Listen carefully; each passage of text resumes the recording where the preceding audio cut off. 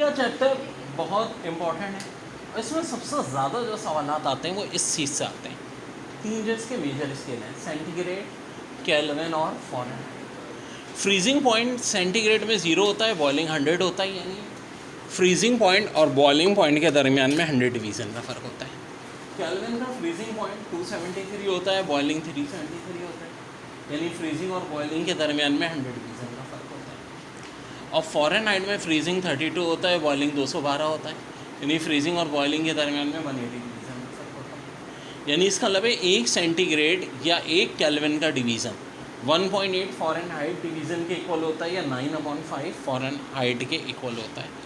और फ़ारेनहाइट की बात करो तो उल्टा होता है, 1 फ़ारेनहाइट 5/9 सेंटीग्रेड या 5/9 केल्विन के इक्वल होता है। तो this is very very important result. ये भी एनएडी के टेस्ट में आया हुआ था, indicate the correct statement. Liquid and gas when heated expand in volume. भाई बिल्कुल सही है। The property of thermal expansion varies from the substance to substance. ये भी सही है। When a solid is heated, its molecule vibrate more energetically against the action of intermolecular forces. ये भी सही है। Since the average distance among the molecules increases, the size of solid increases. ये भी सही है। तो आंसर होगा ऑल ऑफ दिस। अब देखो ट्रिक क्या है कि अगर स्टेटमेंट ए और बी करेक्ट है तो अंडरस्टूड सी बात है, सी और डी भी करेक्ट होंगे, क्योंकि लास्ट एक ऑप्शन क्या दिया है, ऑल ऑफ दिस। अब आपका टारगेट सिर्फ ये होता है कि 2 स्टेटमेंट कम से कम ढूंढ लो जो करेक्ट है, क्योंकि अगर खाली एक करेक्ट होती तब तो हो सकता था वही आंसर है। 2 करेक्ट होने का मतलब है कि लाजमी बात है आंसर क्या होगा, ऑल ऑफ दिस। 3 और 4 भी लाजमी करेक्ट होंगी ही। ये मेरे बच्चों बहुत है, indicate the correct statement. Pass paper में आया हुआ बड़ा अच्छा सवाल। 1 kilogram of copper require considerably less amount of heat to raise its temperature by 1 degree centigrade than 1 kilogram of water। तो बच्चों ये स्टेटमेंट करेक्ट है।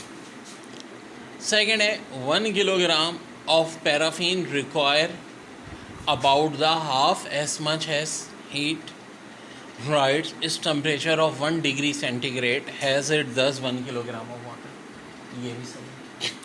तो क्या सी और डी पढ़ने की ज़रूरत है? हम कह सकते हैं of course all of these होगा, बट ज़ाहिर है पढ़ लें क्योंकि अभी पेपर नहीं दे रहे। Equal volume of different substance absorb different amount of heat when heated to the same temperature. ये भी करेक्ट है। Answer all of these. देखो एक बात सुनो, बहुत अच्छा तरीका होता है MCQs करना पास पेपर्स की, क्योंकि आपने पढ़ा तो बहुत कुछ होता है। अब ये देखो ये सब आपकी टेक्स्ट बुक के में हैं, स्टेटमेंट्स हैं, कभी किसी ने ध्यान ही नहीं दिया होगा, लेकिन जब यही चीज़ मैं आपको पेपर सॉल्व करा रहा हूँ तो देखें MCQs कवर भी हो जाती हैं साथ साथ। ओके बच्चों, कह रहे हैं indicate the correct statement about heat and work in thermodynamic.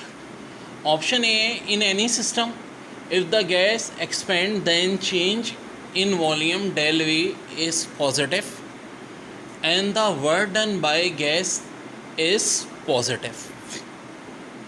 आगे in any system if the gas is compressed then the change in volume del V is negative and the work done by the gas is negative.